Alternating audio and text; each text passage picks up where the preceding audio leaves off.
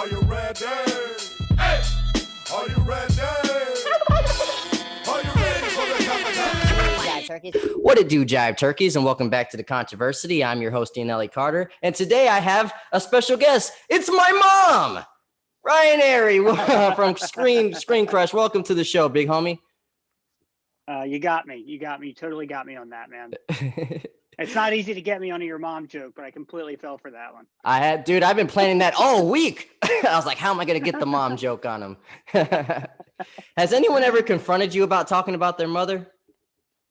Nah, yeah, I've had a few people go online and be like, hey, you know, my mom's not well, or I'm like, I'm not actually talking about your mom. The worst time that ever happened was I was a summer camp counselor about 15 years ago. And I was just saying that, like, oh yeah, your mom, blah, blah, blah, because, you know, you're in a bunk with 15-year-olds. And this new kid, he just moved into our bunk, just touched me on the shoulder and said, mom's dead. I said, no. I didn't believe him. I argued with him. No, she's not. She ain't dead. Nah, you're kidding me. So speaking of YouTube, man, so you've been working for SCREENCRUSH for how many years? Off and on since 2016. I've been working for the company that owns SCREENCRUSH, Town Square Media, since 2015. Gotcha. And I did other stuff with other brands like XXL, Loudwire. And then they made me full-time SCREENCRUSH in 2017. I quit for a little bit. I had a management job where I managed other brands. It's one of those companies where you have to be flexible in what you do. But I've been straight up full-time SCREENCRUSH only since summer 2019. Well, then the pandemic happened, so I had to cover other stuff because they had to let people go. So you know.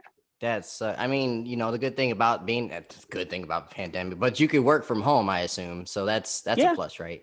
Yeah. It is. I missed the store though. You know, we put that video store together with a lot of care and curated all the VHS tapes as my own personal toys and took the train all the way to Brooklyn to pick up the cash register, you know. That thing looks so nice, man. yeah. I was proud of that. We're not going to be back there for a while, but I got you. I miss it. Makes the videos easier too to edit because you can just cut to yourself instead of having to fill every single second full of B-roll, you know? Yeah, I noticed that. I noticed especially with these videos that come up, you seem like you have something pre-recorded. You're like, and this part happened, and then you put that part in there, and then you have something else. And there was this one clip that you were recording from the closet, I believe. That was Is that what you usually do when you're doing it? It is now because it's soundproof. Yeah. Oh, okay. Clothes, you know, it's the closest thing you have. Whereas if I go in the bathroom, it's still echoey because there's no buffering of the wall. Absolutely, a lot of echoing from toilet business. Yeah. I dig that. And I live in New York, so I don't have a car I can record in either. Cars are great recording studios. Oh, for real? Just go to the back. Yeah, go to the back seat because your voice just bounces off the seat and it's all enclosed. If you do it in the front seat, you hit the windshield. Shoot. So you said you're in New York. Is that where you're originally from? No, I'm from a small town in Ohio called Peebles. I grew up in a trailer park. And I moved here 11 years ago. You got Eminem vibes. I see that. Well, the Midwest. I mean, he's from an actual city. You know? Right. So what made you want to quit your job and actually do YouTube? I mean, you said you worked for XXL. That's the hip hop magazine, right? Yeah. Well, I still do. See, I never quit that job. I was a video editor for Town Square Media, which owns XXL and SCREENCRUSH. Oh, okay. So Loudwire, under that whole umbrella. Gotcha. Yeah. So I did. Then I started. We kind of had a few people who specialize in XXL, and I specialized in Loudwire just because it was something to do, you know. And then I was like, hey, I could write SCREENCRUSH videos, and I started doing that. So I didn't really quit. In fact, when they would scale back or let people go or things would shift around, I would adjust my role, you know. Which, looking back, hindsight's 2020. It did make it hard for the channel to build momentum because it was off, it was on. I quit for a few months. I went to a different YouTube channel called The Take, which was a good learning experience. I love that channel. Yeah, it's a great channel. I love that channel. It's great. They're great people too. It's just we didn't mesh right. You know what I mean? Gotcha. And it was a mutual thing when I left, and I was only there a couple months. So I love that channel, but you guys definitely have different vibes. I can see that. Yeah. And I had to adjust to their writing style, which I don't know. I have an easier time of it at the beginning, but then not so much as it wore on. Right. But I mean, I've taken a lot of what I learned there and put it in SCREENCRUSH videos. You can see since then, we'll have more like long form video essays. Like we did some Breaking Bad ones. Actually, we got a really good one in the can now. Some Breaking Bad video essays that are very much like the take essays. They're like more thought out. They're long form. They're not the kind of thing that like you can cut in a day, like an Easter egg video. That's what I love doing on the channel, is like this balance of, okay, so this is what people are talking about. They're talking about WandaVision, Easter eggs. We're excited. Let's throw some theories out. But while that's going on, we've got a great team of interns who are helping me cut that long form stuff. You know, like those versus videos that we do where we like pit one scene from a Marvel movie or a DC movie and, you know, see which movie's better. Yeah, so it's been great. I mean, the other thing that's great about YouTube is we're competitive, you know, me and channels like, you know, New Rockstars, Heavy Spoilers, but we're also nice. You know, like I've reached out to all these people like Patrick Willems and Captain Midnight. They're all great. You know, everybody's really, really polite. And like we share information and stuff. I went on a New Rockstars show, you know, as a special guest. And yeah, I'm sure they would do the same thing for me if I asked them. But, you know, I love that ongoing joke that Heavy Spoilers has. You know, oh, this Ryan Arey, huh, that's your mom. I love it. But you guys are awesome though. I always forget to get him back in my videos because he's insignificant. I will crush him. You heard it first. You know what? I absolutely, though, I've told him this. I absolutely cannot stand him because he's English and he wakes up at 8. He gets to wake up at 8 a.m. and watch WandaVision. Yeah, you lucky bastard. 4. Oh, I can't stand it. And it just makes his job so much easier too than mine. Yeah, but, he's whatever. He's halfway done. That's like he does his own thing. Like he's not working for somebody else like I am. He's like, that's his channel, and he's really built it up. That's he's got a lot to be proud of. Yeah. Yeah, no, for sure. He's great. Next question I have for you, man. So last night, actually, I actually enjoyed what you said about. It was funny what you said about that Marvel's branching off to different genres, and DC is just kind of remaking shitty movies. The tweet that I did. The tweet, yeah. And I know you said that wasn't a personal shot at DC, but you're absolutely right. No, you know. No. What would you do to make the DCEU movies or universe better? That's a good question. Yeah, and when I said that, I meant Walt Disney and Warner Brothers, because I don't think there's not a problem with DC. There is a problem with Warner Brothers. They completely mismanaged that property, and you know, like in every way, they're just always trying to play catch up with Marvel. If you think about it, you know. When did they put out Batman versus Superman? When they started to try to cram everything together, it was 2016. 2016, right? So 2016, it's now 2021. If they just would have played the patience game, they would have their Justice League right now. You know, like the Avengers, they would have slowly built it up, but they wanted that Avengers money now because they had a merger going on. Right. So the first thing I would do to fix the DCEU is I would find my Kevin Feige. I would find the person who the studio says, we trust you. We're not going to mess with it. Right? Exactly. Yeah, exactly. Kevin Feige, right? That's what they need. I don't know if Jeff Johns is doing that now. He's a comic book writer who's been producing things. Somebody like Jeff Loeb, you know, who wrote Superman for All Seasons and some other great books. You know, he'd also work in that. He ran Marvel TV for a while. But they need that person to be like the glue who ties everything together. The other thing is, I think what they're doing with introducing the multiverse is smart. They're going to do that in the Flash movie. You know, they're going to have like all these different realities that he visits and things like that to kind of tie them all together. Man, frankly, I just want to see him start over. Yeah. You know, like, and there's a lot of good. Like, you know, Gal Gadot's great. I think Henry Cavill has a great Superman performance in him. But I compare this to like the DCEU, those DC animated shows from the 90s and 2000s. They're perfect. Yeah, they're perfect. You know, you can go back, and I've seen more of the animated Batman, the animated series. I haven't watched Brave and the Bold or Superman since they were on, you know, right. But man, the Justice League, like, oh my God, they're amazing. And so that's what dumbfounded me about DC and Warner Brothers is they had this whole template, you know, and it worked great. But instead they said, oh, no, we want, okay, so they went 2 different ways. They had Batman and Robin, which is too light. And they went, okay, so Christopher Nolan wants to make it dark. Let's make Batman dark. And that really worked. Mm-hmm. So then they swung too far that way. And they said, let's make Superman dark. Let's make this guy dark. And Green Lantern also bombed, which was a lighthearted comedy. So I think when I always think like Green Lantern was the most pivotal DC movie ever. Right. Because if Green Lantern would have been a smash hit, you wouldn't have seen Henry Cavill's Superman, Zack Snyder's Superman be so dour. They may not have even hired him to do Superman, or had Nolan produce that whole line. They may have gone a route that was much more lighthearted and more closer to some of the books. Right.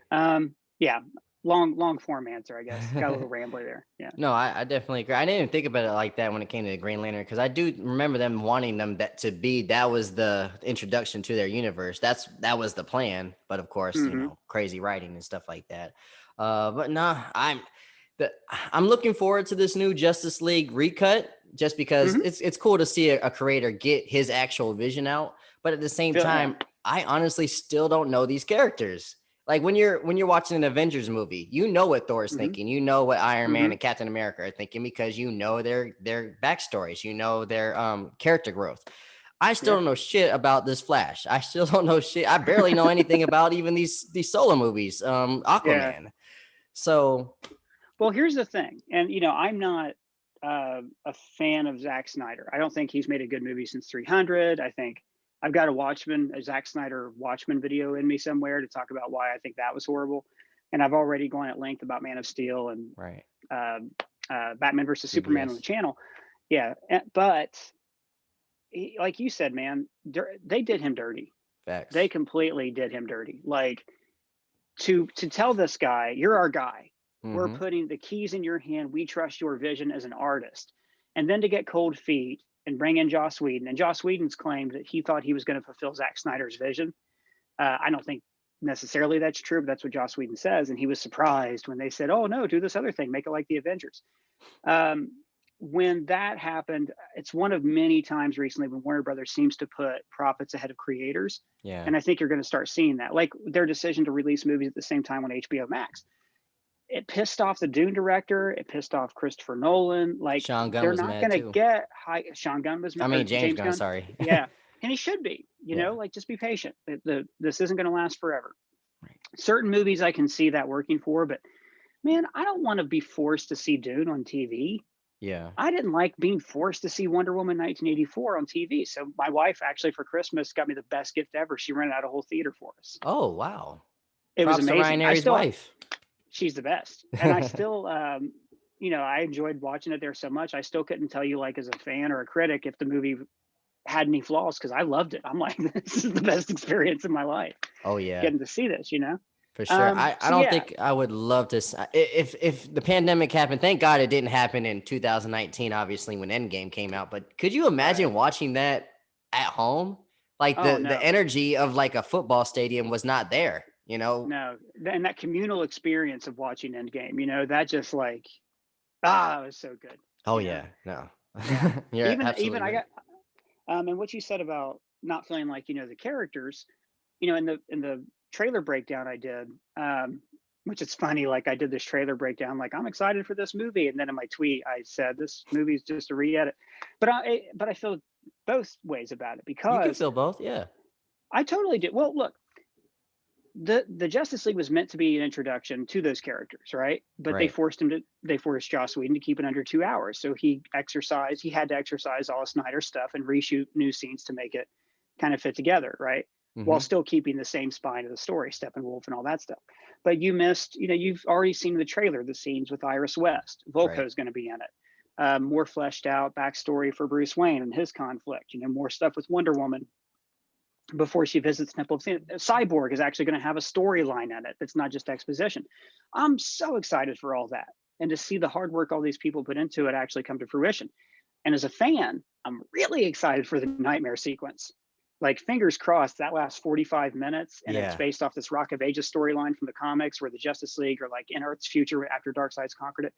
Like that's something I have not seen in a movie before. It's like, heroes lose, dystopian future. Let's see what it looks like. Marvel balked at that. Yeah. Marvel could have done something like that. After Thanos' snap, the world could have been divided up into like No Man's Land, the Batman storyline. They could have divided everything up into sections and every hero is like leading their own little faction and this thing. Yeah. But they didn't. It was actually that, greener. And that's fine. Yeah, it actually worked. Yeah, they proved Thanos was right. But I'm pumped for the nightmare sequence. Because it's also a time when like I don't care if Zack Snyder and and Chris Terry. Is it Chris Terry who he co-wrote it with? Not too I sure. think so. I don't care if Zack Snyder nails like the ideal version of Batman, because it's not it's Batman in the future. This is a Batman who I wouldn't mind killing, because he's been through some stuff and he's in the future, and you know, it's a different set of circumstances for him. It's an alternate reality. Right. So that's fun. You know, that's your what if, that's your Joker, that's the what are the Elseworlds, storyline. So that's going to be really great, I think. Yeah. No, I dig that. I'm looking forward to that because you're right. It's not something we've seen before. And just to see the characters lose, but actually lose, like they have no other choice to do they might have to do some evil things. It looks like Batman's ready to kill himself. Ben Affleck's probably my favorite Batman. He's not in the best movies. I'm not a big fan of these movies, but he probably is my favorite like portrayal. It feels like the most closest to the cartoon version, in my opinion. Whenever that's interesting. Yeah. But I'm not gonna argue with that. I think he's a great Batman. But he's not in good movies. But I do like to see Ben Affleck as Batman, though. I enjoy his performance. My next question, though, what is an indie comic that you would love to see either on the big screen or maybe like a Netflix adaptation? An indie comic? Yes, sir. Does Vertigo count? Well, they're owned by DC. That's why. Vertigo's DC's line. They're like mature readers line. Yeah, I mean that would work. Technically, technically, wouldn't V for Vendetta be like an indie? And that's DC, yeah, right? But that's not a Vertigo book. No, V was a British publisher. I can't remember who it was. The very first thing that popped in my mind is Stray Bullets. Okay. That was a long form crime comic by a guy named David Lapham. I've heard of that. It's great. It's from the 90s. It's very much got a Pulp Fiction kind of vibe. It's different stories. It's, kind of interact. And he didn't do it for like years and years and years because it wasn't paying him good money. And then finally Image bought it out, and then he finished his story with that. And that would be a great serialized TV. There's a great Vertigo series called Scalped. It's about, it's a crime story, takes place on a Native American reservation. And I keep waiting for that to be adapted. I think that's going to happen any day. It just hasn't been touched. And I think they're already doing an adaptation of Why the Last Man. That's another like non-cake book that's pretty great from Vertigo. I've heard of that one as well. That one you said about Scalped, I've never heard of it, but that's something I would love Quentin Tarantino to do, because obviously he has this theme of like slaves beating people up and Jews beating up Nazis. That would be all up his alley. Well, it's not revisionist. It's not a revisionist history that takes place, here and now. And like one of the guys who is working on the res is an undercover FBI agent because they're trying to nail this casino owner who's like really corrupt and stuff. It's just a great story. It's a great, look at a part of life where like growing up in Ohio and New York, I never saw. And then, Alan Moore, everybody knows Alan Moore for Watchmen and V and all this other stuff. Yep. He had his own line of comics under Wildstorm called America's Best Comics. And I don't ever like saying I want to see something by Alan Moore adapted, because Alan Moore maintains that like his work is comics and it shouldn't be adapted. Yeah. That being said, those books were great. He had one called Tom Strong. It's about like an old fashioned 30s serial book, but he lives modern day, but it's kind of like this Art Deco future. League of Extraordinary Gentlemen was one of those books, but obviously that crashed and burned, that movie. Yeah. And then, any of those books, those America's Best Comic books. That sounds good. You got me excited for Scalped. I've never even heard of that one. That check sounds it out. dope. I might have to find the PDF drive for that one. I might have to download that one. All right. My next question. Say what? Legally. Yeah, exactly. We don't do that torrent thing here, officer, if you're watching. So how long does it take you to do these deep dives sometimes? Because I know you put in a lot of work, especially not even just like the Easter eggs, but like you were talking about some of these videos where you're giving every clue of the movie and what you think is going to happen. I remember when you were doing Watchmen, that's actually when I discovered you. How long did it take you to do the process of like a breakdown video and your theories of where they're going to go? I know you have like a team and help too. No, not really. Not really? Oh, snap. No. There's a guy named Matt Singer who is a great writer, absolute genius. He's the editor-in-chief of ScreenCrush. Okay. And he's a big comics fan from back in the day. Literally wrote a book about Spider-Man. He's busy with the website, right? So I used to submit the videos to him for like approval, But these days I just put them up, and if I think I need his input, I will. But after like an episode of WandaVision, he'll always send me like the few things he noticed.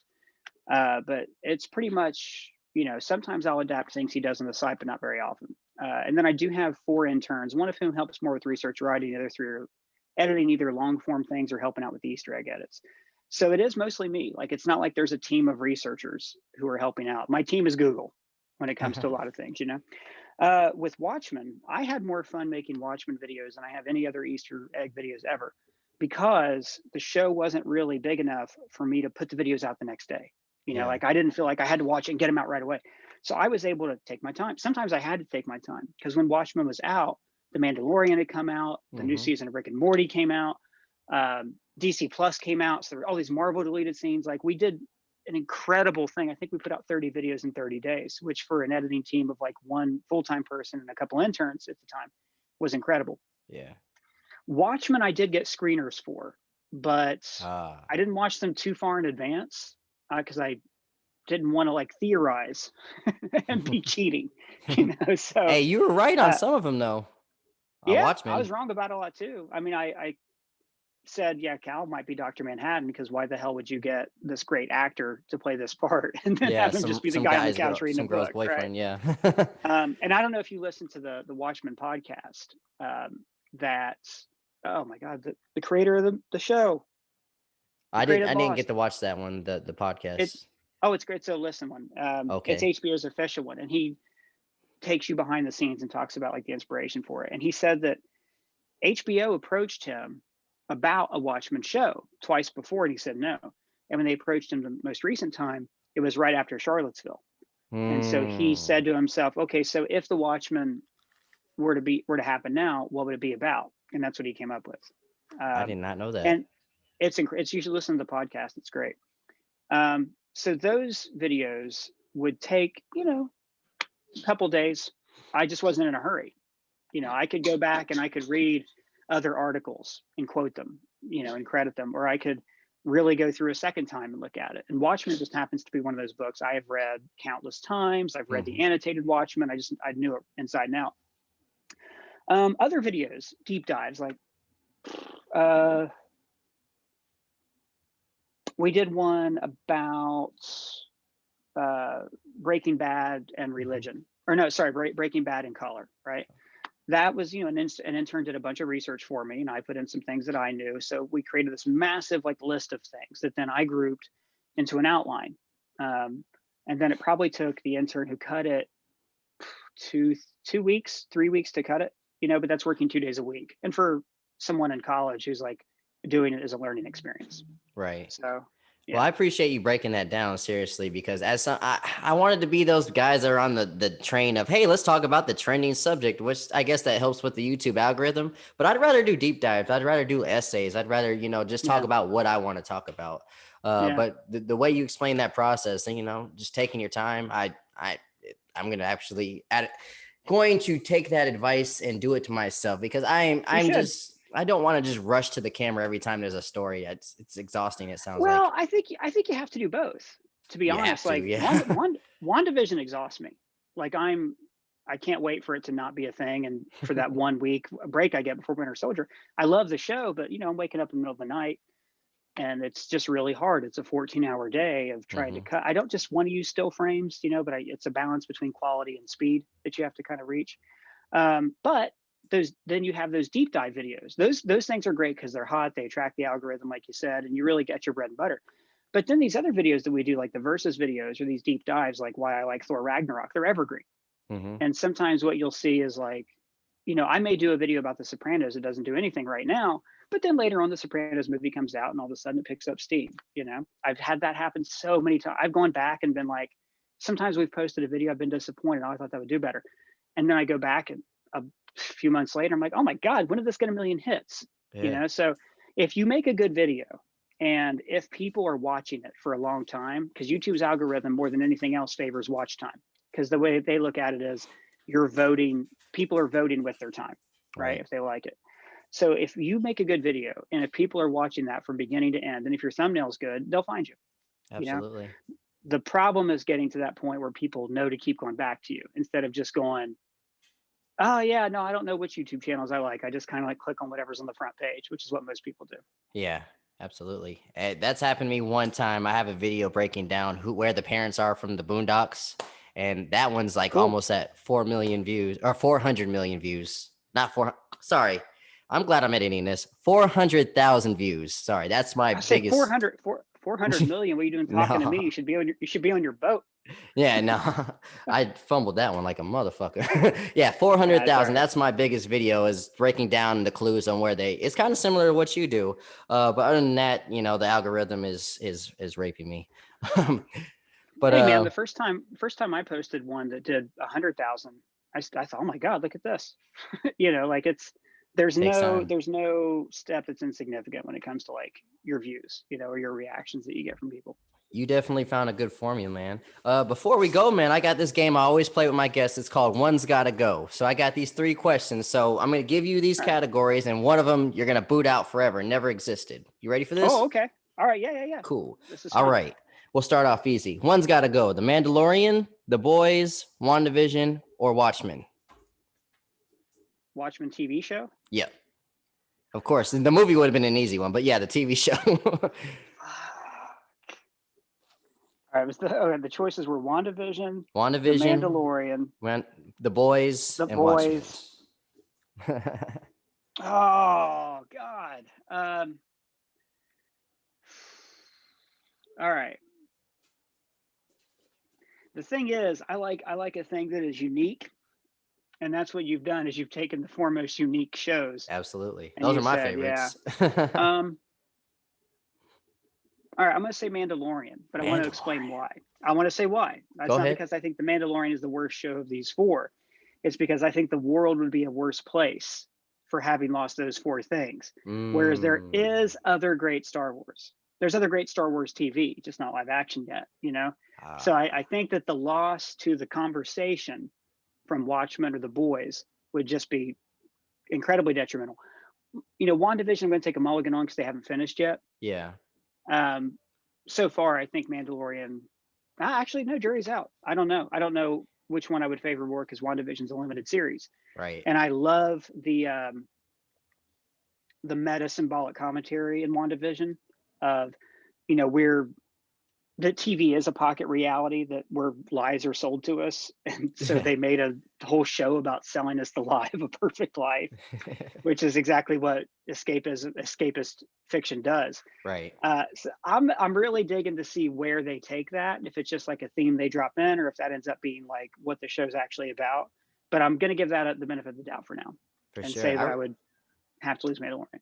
Gotcha. I respect that answer. I understand what you mean by that. We got the original trilogy if Mandalorian was never here. So Yeah, for sure. Or Clone Wars, Yeah, exactly. Yeah. All right. Here's one actor. Okay, so these 4 actors are probably the best comic book picks you can ever pick for an actor, but this person has to go forever. Ryan Reynolds as Deadpool, Robert Downey Jr. as Iron Man, Chris Evans as Captain America, or Hugh Jackman as Wolverine. Evans. So Yeah, Avengers Assemble never happened. That scene, probably one of the best comic book scenes of all time, will never happen. Could have been John Krasinski. Could have been a number of other people. Like, it's not that I think it's a great performance. I mean, he is Steve Rogers, but you look at what Downey Jr. brought to the script and brought to the character. His Tony Stark that's not Tony Stark in the comics. Hugh Jackman's Wolverine took a character that is incredibly hard to put on screen. He could have been a little short guy with big hair who just growled a lot, and he was able to. We did, yeah. We didn't care that he was tall, but he invested a lot of humanity in him. It wasn't necessarily in the would have been on screen. And oh God, who's the first one you said? Ryan Reynolds as Deadpool. I mean, nobody else could. Yeah. Crack wise through that. I mean, unless you're talking like they're going, unless it's Bill Murray, and they're just going full comedy with it. Like that's, yeah. No, you're right. Not that I would like. If I had to lose one character total, it'd just be Deadpool. I think those movies are great, but they're not like key to who I am. You know what I mean? No, I get that. Ryan Reynolds is perfect for that character. I feel like obviously Chris Evans has more iconic moments when it comes to Captain America, but you're right. When it comes to like that being the character, anybody could have probably been Captain America, to tell you the truth. So I agree with that answer. All right, the last one. One YouTube channel has to go. New Rock Stars, Screen Crush, Heavy Spoilers, or Screen Rant. You're gonna gain some friends and lose some friends on this one. No. Okay, so for competition's sake, New Rock Stars, but no, I would never actually want. I don't think they're the worst one. They're awesome. The Screen Rant still just do like a lot of lists. They do lists and pitch meetings. And then pitch meetings. Yeah.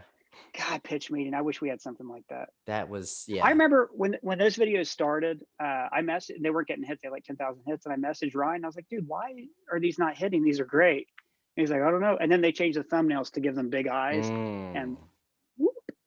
Yeah, those are great because they're evergreen. You talk about content you can always put out. That's their honest trailers. Yeah, basically. They're honest trailers. They're CinemaSins, basically. You know, but you know, it's different the way he did that, and I enjoyed it. But I can understand why people didn't click him immediately because, like you said, Screen Rant is pretty much like Watch Mojo with the list, so it's not nothing different. But Screen Rant was also doing little. They called them screen docs, but they were video essays, and I was like, all right, I'm down. This is good, you know. But nah, I'd Screen Rant. You know, they're Looper with a funny series. Gotcha. You know? Gotcha. Yeah. I dig that. I dig that. Well, Ryan Arey, I appreciate you taking the time to talk to me, big homie. And we all know where to find you on Twitter, but if you want to, you know, plug your stuff, where can we find Ryan Arey on Twitter and YouTube? At Ryan Arey, RYANAREY, and then on Screen Crush on YouTube. And what's that in the background? Oh, that's your mom. That's your mom. Thanks, big homie, man. You have a wonderful afternoon, man. All right. Thanks a lot. Help keep your brother out the streets. Subscribe to my dad's YouTube channel. Love, peace, and chicken.